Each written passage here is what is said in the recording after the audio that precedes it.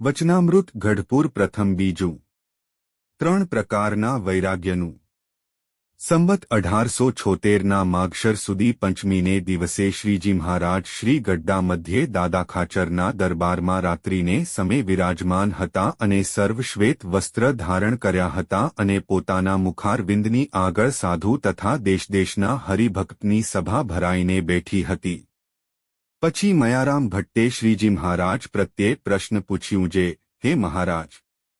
ઉત્તમ, મધ્યમ અને કનિષ્ઠ એ 3 પ્રકારનો જે વૈરાગ્ય તેના શા લક્ષણ છે તે કહો. ત્યારે શ્રીજી મહારાજ બોલ્યા જે, ઉત્તમ વૈરાગ્ય જેને હોય તે પરમેશ્વરની આજ્ઞાએ કરીને અથવા પોતાના પ્રારબ્ધ કર્મ વશે કરીને વ્યવહારમાં રહે પણ તે વ્યવહારમાં જનકરાજાની પેઠે લોપાય નહીં અને શબ્દ, સ્પર્શ, રૂપ, રસ અને ગંધ એ 5 પ્રકારના જે ઉત્તમ વિષય તે પોતાના પ્રારબ્ધ અનુસારે પ્રાપ્ત થાય તેને ભોગવે પણ પ્રીતિએ રહિત ઉદાસ થકો ભોગવે અને તે વિષય એને લોપી શકે નહીં અને તેનો ત્યાગ મોડો ન પડે અને તે વિષયને વિશે નિરંતર દોષને દેખતો રહે અને વિષયને શત્રુ જેવા જાણે અને સંત, સત્શાસ્ત્ર અને ભગવાનની સેવા તેનો નિરંતર સંગ રાખે અને દેશ, કાળ, સંગ આદિક જો કઠણ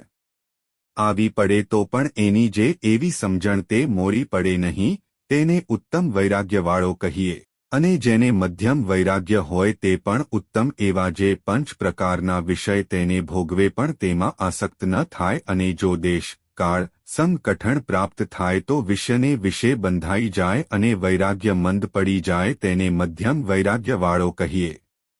અને જે કનિષ્ઠ વૈરાગ્યવાળો હોય તેને સામાન્ય અને દોષયુક્ત એવા 5 વિષય જો પ્રાપ્ત થાય અને તેને ભોગવે તો તેમાં ન બંધાય અને જો સારા 5 વિષય પ્રાપ્ત થાય અને તેને ભોગવે તો તેમાં બંધાઈ જાય તેને મંદ વૈરાગ્યવાળો કહીએ. ઇતિ વચનામૃતમ ગઢપુર પ્રથમ બીજું.